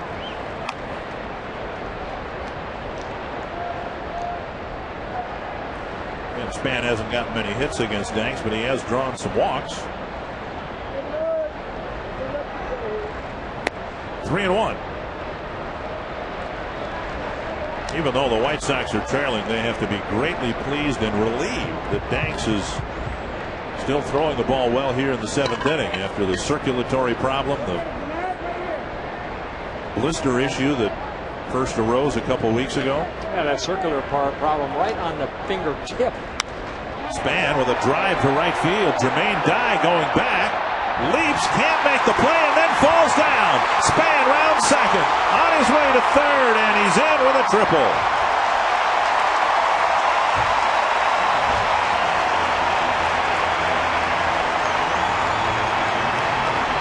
Well, still one of the most exciting plays in the game of baseball is that triple. Span got a 3-1 fastball, hit it over the head of Dye.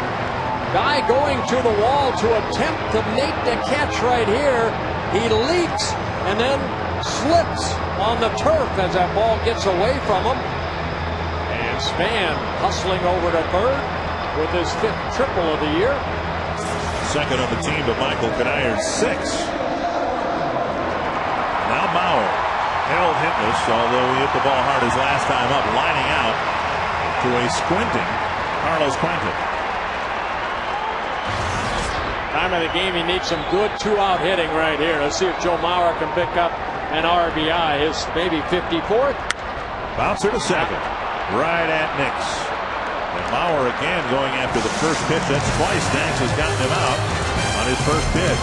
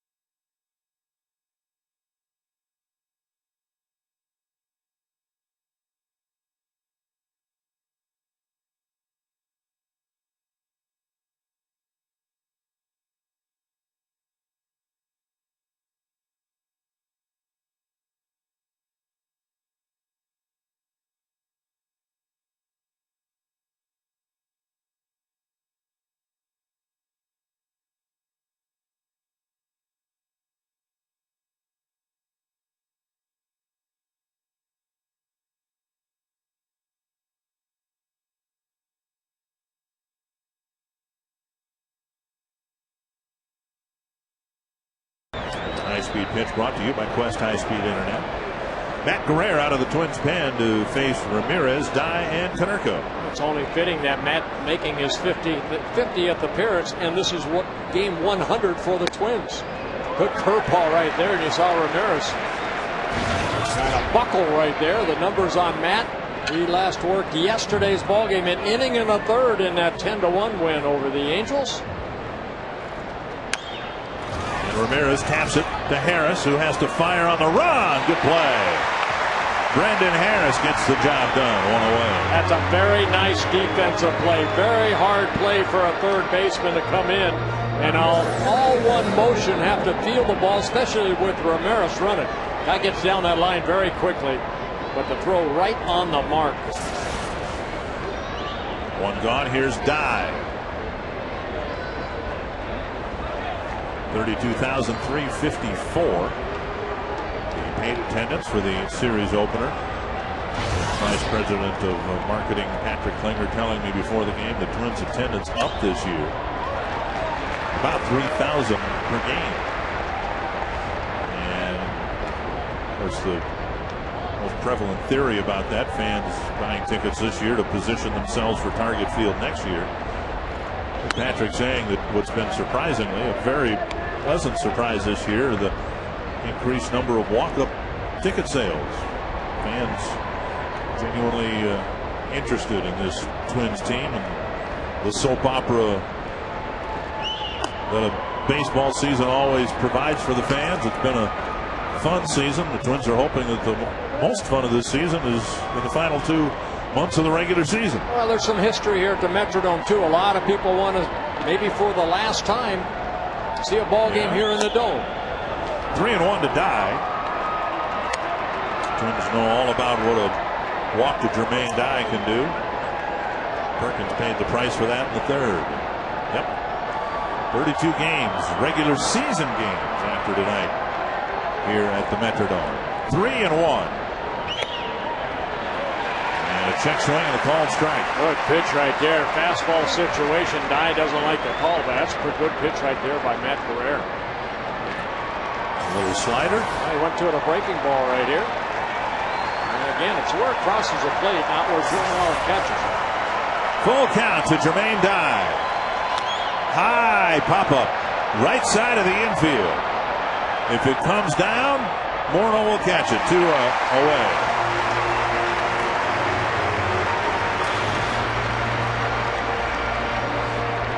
And that'll bring up Konerko. The White Sox have not had a runner at second base.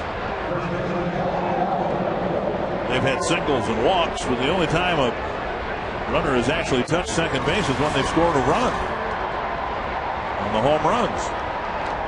And Konerko hit one of them. He touched second, third, and home. And first. Might say he touched them all. Yep.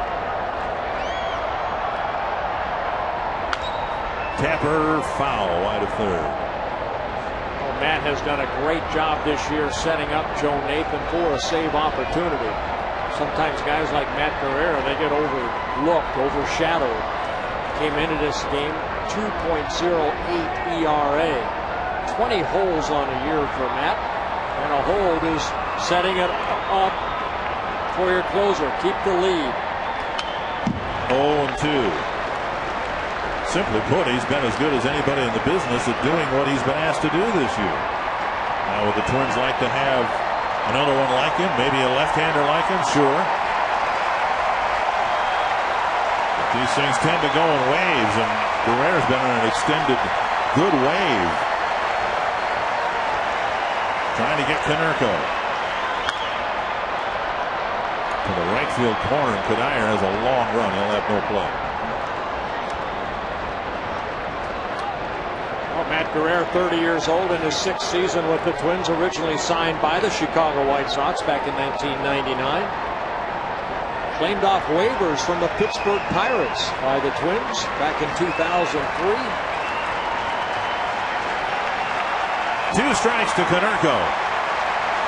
Guerrero trying to take care of the White Sox on a dozen pitches.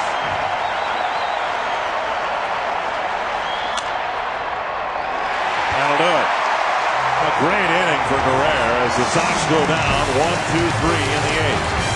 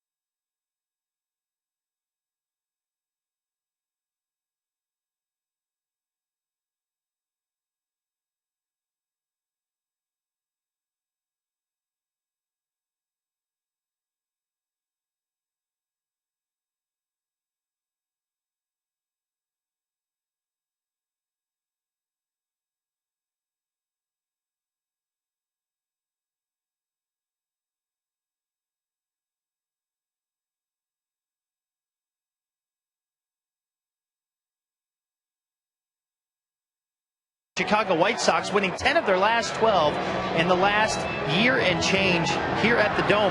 Long ball versus small ball. The Twins have done it both ways tonight. And will Ozzie explode?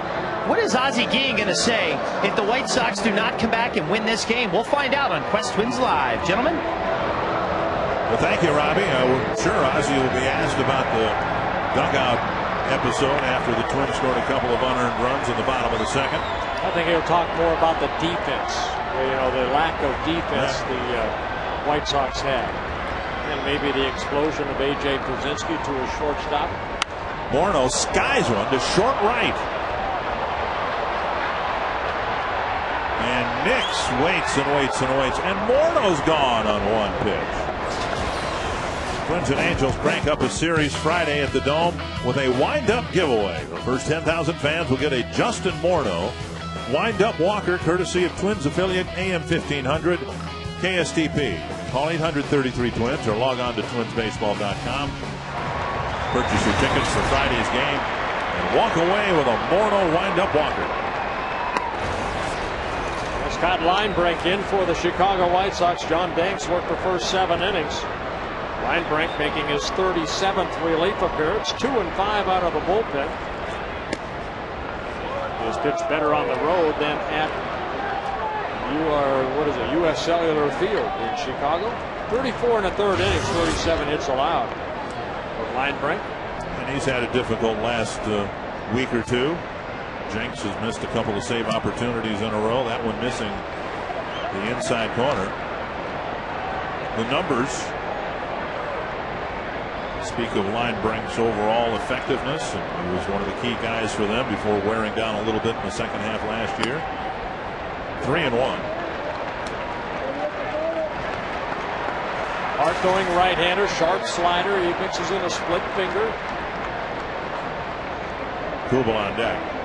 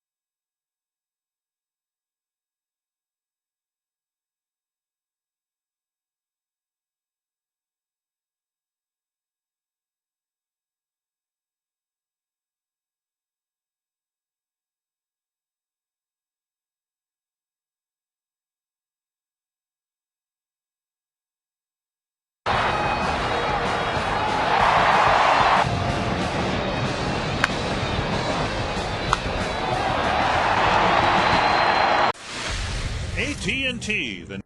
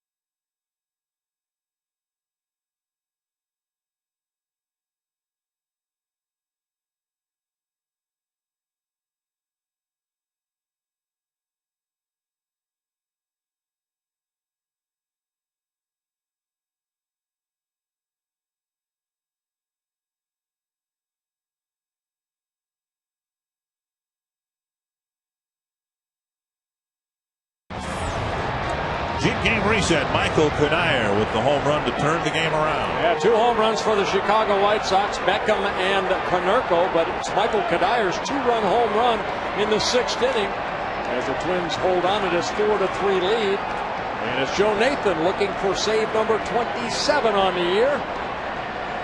Pierzynski, the first man on the box. First pitch lifted to center. Lazy fly ball, and Gomez puts away the first out. So Pierzynski retired on 1 pitch. All the numbers on Joe, the ERA rising a little bit only because of his last outing in Anaheim. And on Thursday, he had that blown save opportunity with a 2-run lead. Twins lost that ball game in 10 innings, 6-3.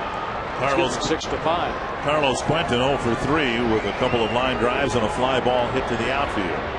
And then Gordon Beckham, and then the 4th batter would be Jason Nix. But remember, Jim Thome is available off the bench for the White Sox. That one hit well to left. Span going back, leaps. There's a great catch at the warning track at the wall. A brilliant catch in left by Denard Span.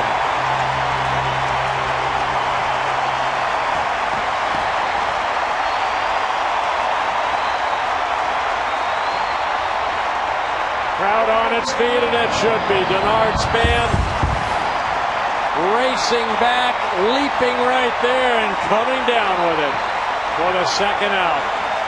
White Sox not wasting any time. They're swinging a bat. 2 pitches, 2 outs. Joe Nathan saying thank you. Beckham with a home run and a single. Crowd still standing now in anticipation of a Twins win.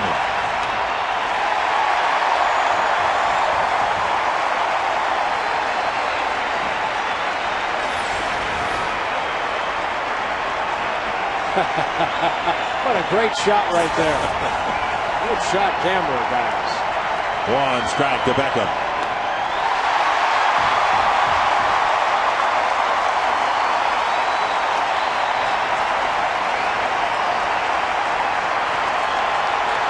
Nathan looking for his 27th save, his 2nd save against Chicago this year, his 19th career save against the White Sox. And Beckham lays off.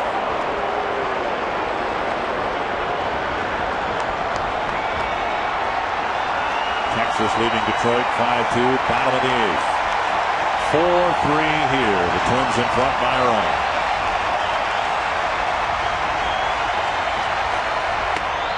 Got him! And the Twins win the opener.